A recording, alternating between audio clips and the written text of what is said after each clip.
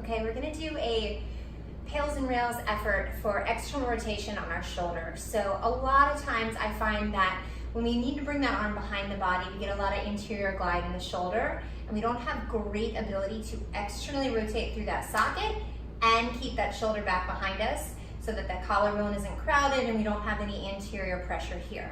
So in order to work on this, we're just gonna need a weight that's heavy enough to kind of hold you down. Usually we don't have a lot of strength in this position, so it doesn't need to be super heavy, but you'll probably wanna have at least like 10 pounds just to give you enough feedback that you can't actually lift it off of the floor.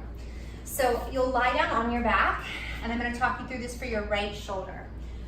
So first we are lying down flat, and we're going to kind of approximate position so that we have our right elbow basically in line with the shoulder, and that elbow at 90 degrees so that hand's directly back behind us. Now, if we want to make this harder, we continue to slide the elbow farther up, or if we need to make it easier, we continue to slide that elbow further down.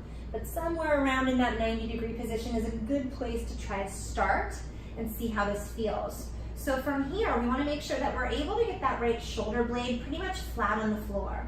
If the shoulder is lying a little bit elevated and kind of being held up, it'll feel like you feel the edge of that shoulder blade kind of poking into the ground, and it'll feel like that shoulder is rolling forward. So we really want to feel the lats engage a little bit here. We roll that shoulder back, and we let that blade really kind of duck in underneath the back, underneath the body. From here, we're placing our hand on that weight, and we're just going to keep the elbow and shoulder still while lightly starting to add pressure up with the hand into the weight. So I really like doing this with a kettlebell, but it could just as easily be a dumbbell that you have sitting on the floor and you're pressing up into the handle of the dumbbell. Keeping that elbow supported, we're pressing up a little harder, a little harder, a little harder, and then you're just gonna release and try to let that hand move down towards the floor a little bit more.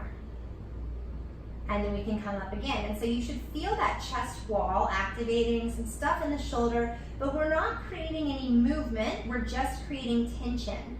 So it really changes where we're gonna feel this work.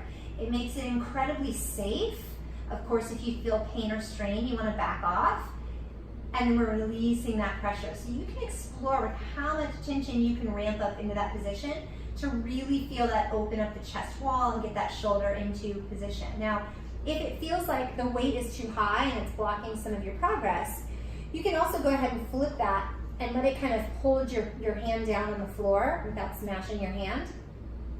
And we can do the same thing here. So we keep that elbow grounded, keeping the chest down, and we start to think of pulling that weight off of the ground with our hand. Again, we're not actually trying to create movement and lifting the hand off the floor. That would be an awful lot of load for this position.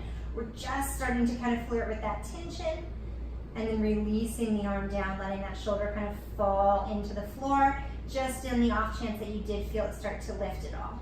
And pressing up, elbow driving down, like we're kind of rolling forward with that hand.